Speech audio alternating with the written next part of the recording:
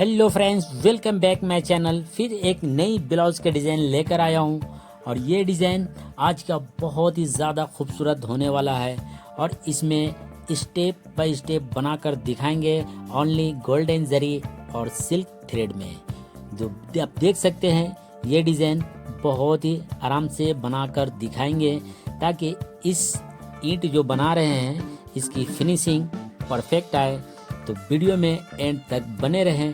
अगर इस डिज़ाइन में आपको ज़रा सा भी लगे कि इसमें फिनिशिंग वाकई में बहुत ही अच्छा फिनिशिंग है इस डिज़ाइन का, तो लाइक कमेंट और सब्सक्राइब कर ले चैनल को और वीडियो को ज़्यादा से ज़्यादा शेयर करें। तो वीडियो में एंड तक बने रहें, इसे हम फुल डिज़ाइन बनाकर दिखाएंगे और इस वीडियो के एंड में आपको फुल बैक नेक देखने मिलेंगे। तो वीडियो में बने रहें।